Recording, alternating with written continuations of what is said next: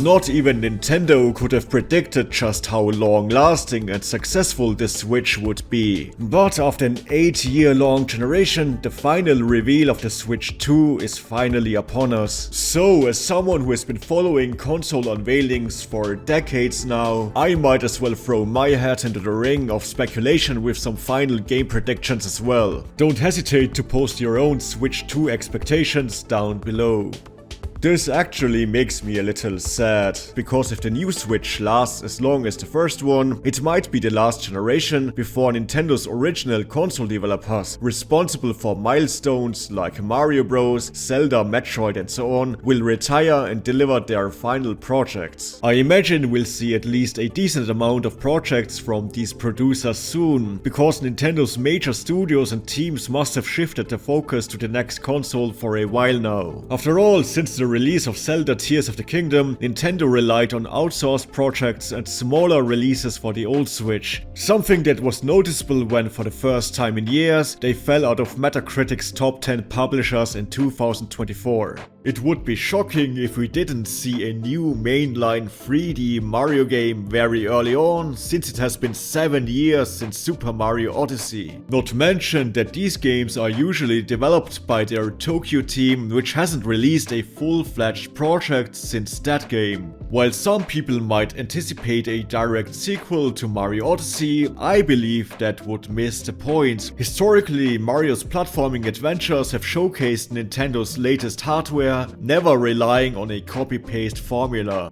A tradition I hope to see continue, since Mario to me has always been emblematic of gameplay innovation, and whenever it wasn't, it made for some forgettable games in my opinion. After all, a first major misstep during the failed Wii U era was launching with a formulaic side-scrolling Mario game with zero innovations. Speaking of Nintendo's biggest franchise, this year they will almost certainly celebrate the 40th anniversary of Super Mario Bros, similar to 5 years ago with a plethora of spin-offs and remasters. It's been 4 years since Camelot made their last Mario sports game, so either a new tennis or golf title might be ready, unless a miracle happens and Camelot finally gets to finish Golden Sun.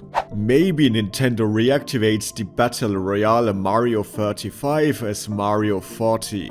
The only thing I wouldn't expect is a new Mario role-playing game, considering that just recently 3 of them were released within 12 months. One thing we do know is that Mario Kart will finally get a new mainline entry after more than a decade, and it will undoubtedly be a flagship title. After all, on the Switch the series has grown into a phenomenon, surpassing its prior popularity by a huge amount. However, since local multiplayer remains a core appeal of Mario Kart, I'd argue there's still room for another multiplayer game in the lineup to focus on online play. Most notably either Animal Crossing or Splatoon, just not both since they are developed by the same team. Meanwhile, Super Smash Bros. Might still take some time to develop, since series producer Masahiro Sakurai only started working on a game concept a couple of years ago.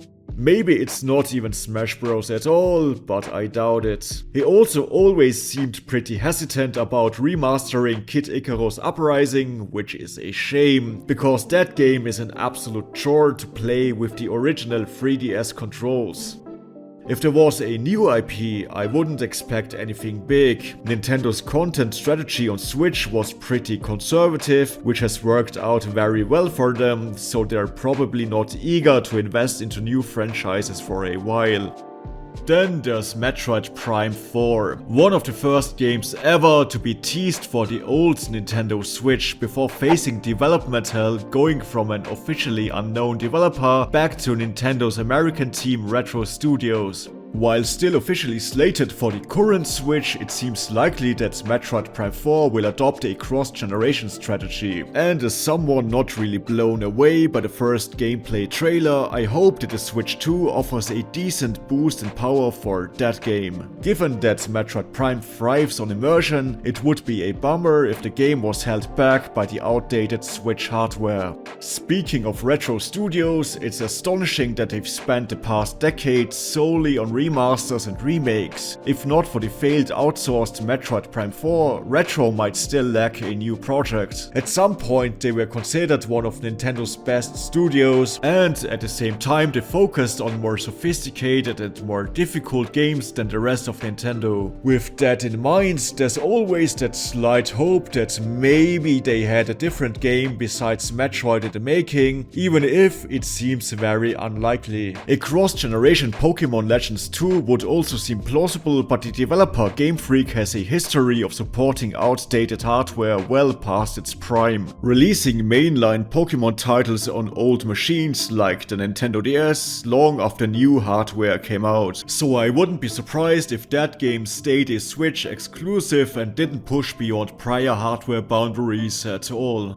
Xenoblade Chronicles X will likely also remain on the old Switch, because it's clearly based on the original Wii U game without any bigger remastering efforts. And since the Switch 2 will be backwards compatible, you can play it there anyway. However, this probably means that the next new Xenoblade game is probably not going to come out this year, even if it might be teased. After that game, there's not much left that Nintendo could still port over from the Wii U. That well is pretty dry now. However, we are still missing the re-releases of Wind Waker HD and Twilight Princess HD, which are pretty much the last big leftovers on that failed console. There could also be one launch window game that might be a little underwhelming. According to reports, Nintendo has demonstrated the new console using a graphically enhanced version of Breath of the Wild. It wouldn't be surprising if this evolved into a full release, much like how Wind Waker HD began as a Wii U tech demo before becoming a standalone product.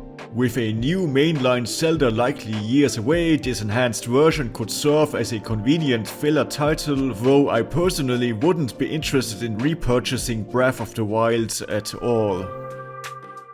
But then again, my personal wishlist for the Switch 2 looks quite different from the most likely reality. If it were up to me, we'd get a proper remaster collection of all 5 classic 3D Zelda games in one package. Because while it doesn't happen often, once in a blue moon there's actually a chance of a fairly priced Nintendo Retro collection. Ideally, they'd also remove all the downgrades introduced in the 3DS remake of Majora's Mask, and provide the ability to play Wind Waker with the original cell shading.